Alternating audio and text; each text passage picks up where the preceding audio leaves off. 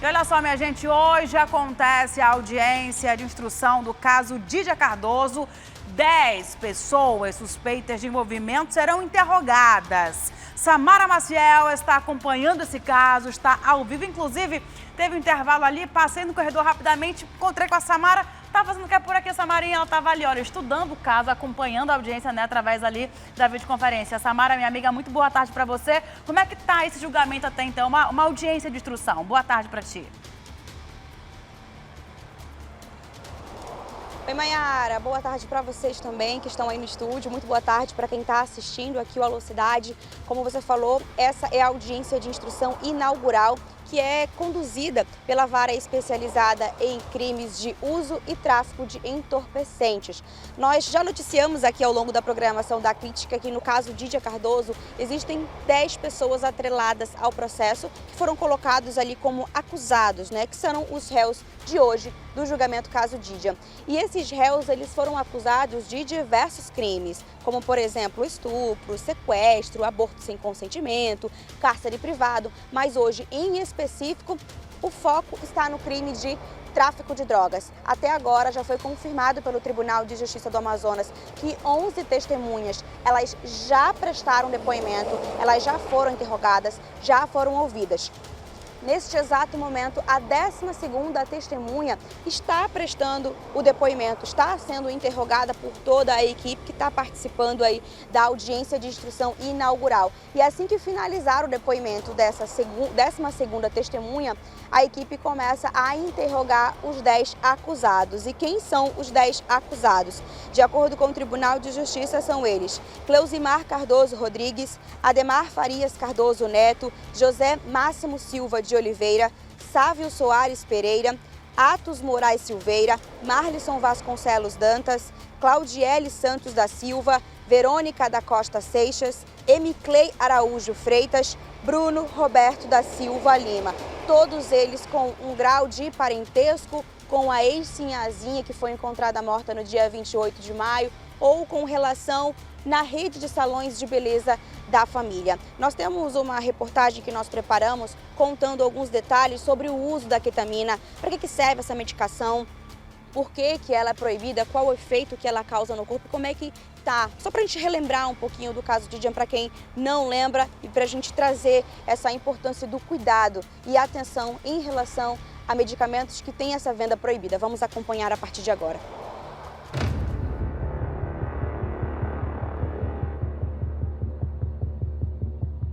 Uma família destruída pelo vício. Ô Didi, Dedê, por que tu tá assim, meu filho? Por que esse menino tá assim já? Menino, olha aqui, ó. Mal aplicação.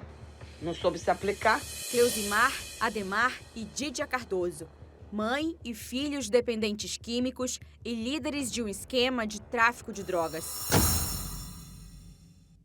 A substância que desestruturou a família Cardoso é a cetamina, um anestésico altamente perigoso quando usado de forma incorreta. O aumento da pressão arterial, o aumento dos batimentos cardíacos, o aumento da capacidade respiratória e um dos efeitos que foram observados também é justamente o aumento da pressão intracraniana, que pode levar a rompimentos de vasos dentro do cérebro, dos vasos intracranianos, causando assim um AVC, que popularmente é conhecido como derrame. A cetamina ou ketamina, como também é conhecida, tem uma fórmula para o uso em humanos e outra para animais. Os frascos encontrados na casa da família Cardoso eram de uso animal.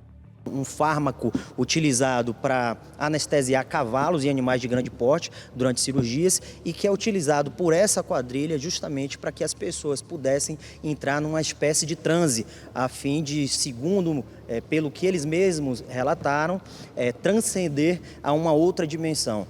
É como se ele separasse o corpo da alma, metaforicamente falando. O que acontece? O efeito do cetamina, ele faz o corpo, as pessoas não sentirem o desconforto, as dores. Ele tem a sensação que a pessoa está fora do corpo. Então, o corpo, ele perde, as pessoas perdem o domínio cerebral sobre o corpo. E foi através do efeito da droga que a família Cardoso criou um novo lema: Pai, Mãe, Vida. Uma seita religiosa que prometia alcançar a elevação espiritual por meio do uso da droga. Cleusimar seria Maria de Nazaré, Ademar, Jesus Cristo e Dídia, Maria Madalena. O vício em cetamina saiu da casa da família Cardoso e chegou à rede de salões de beleza que pertencia à família. A gerente da empresa, Verônica Seixas, e os maquiadores Claudiele Santos e Marlisson Vasconcelos eram responsáveis por comprar e administrar o uso da cetamina. Além disso, tentavam convencer outras pessoas a participarem da seita. As investigações começaram quando a família da ex-namorada de Ademar pediu ajuda da polícia. O pai resgatou a jovem dopada e a trouxe para a delegacia. A partir daí, a polícia começou a levantar informações, ouvir outras pessoas. Mas o tempo para uma investigação perfeita chegou ao fim no dia 28 de maio, dia em que Dídia foi encontrada morta. Este vídeo foi gravado por Bruno Lima, ex-namorado de Dídia, e mostra os últimos momentos da ex-sinhazinha. Tá bom já. Olha como você tá. Olha como você tá. O laudo da perícia afirma que a empresária teve um edema cerebral que afetou o funcionamento do coração e também da respiração. Porque nós estamos falando de uma química extracorpo. Então é uma química que ela vai ou ajustar ou conflitar com uma química orgânica. É uma droga, porque você usa de uma forma externa. Então vai ter uma consequência no teu corpo. Mas se a cetamina é um remédio de uso restrito, quem fornecia a medicação?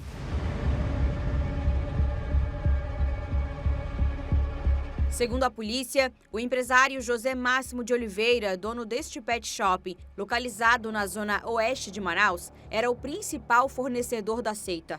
2 funcionários de Max também foram presos pela venda ilegal de cetamina. O comércio de cetamina, né, pelo mercado ilegal, a venda de forma irregular, caracteriza comércio ilegal de drogas, né, sendo enquadrado no tráfico de entorpecentes. Durante a Operação Mandrágora, 11 pessoas foram presas. De acordo com o Ministério Público, 10 foram indiciados pelos crimes de tráfico de drogas, associação para o tráfico, perigo para a vida ou saúde de outras pessoas, falsificação, adulteração ou corrupção de produtos medicinais, aborto sem consentimento, estupro de vulnerável, charlatanismo, curandeirismo, sequestro e cárcere privado, constrangimento ilegal, favorecimento pessoal, exercício ilegal da medicina e tortura com resultado em morte.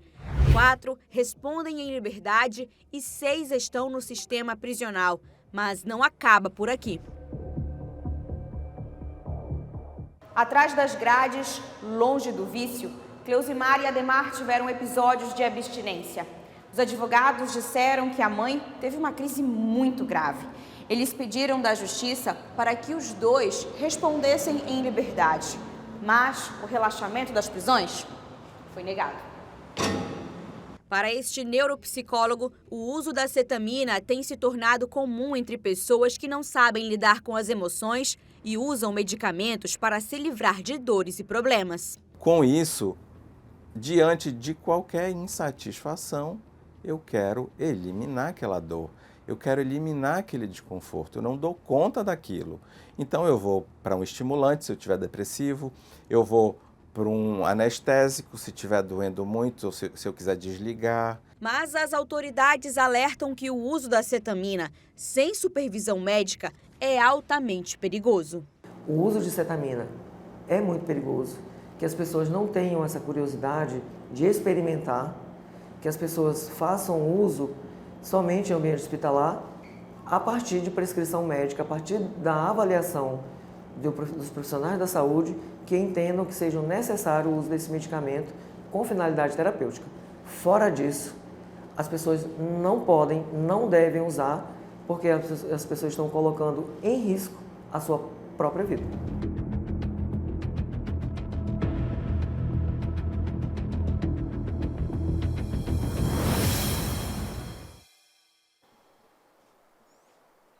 Todos esses detalhes que foram citados durante a reportagem, hoje, durante essa audiência, também foram citados pelas testemunhas. Mas, como eu falei, o processo ainda não encerrou. A equipe do Tribunal de Justiça continua com a audiência em execução. A expectativa é que os 10 réus sejam ouvidos ainda hoje, mas se for necessário, uma nova data será escolhida pelo Tribunal de Justiça. A gente vai continuar acompanhando e ao longo da programação da TV A Crítica, é claro que a gente traz informações atualizadas sobre a audiência do caso Dídia Cardoso. Maiara. Tá certo, Samara, obrigada aí pelos detalhes da audiência e também pela reportagem para quem está em casa possa relembrar toda essa história macabra. E aí, tá a fim de ficar por dentro de todos os programas e notícias da TV A Crítica? Aproveita e se inscreve no canal e ativa o sininho. Sempre que a gente tiver novidade, você vai ser notificado. Fica com a gente.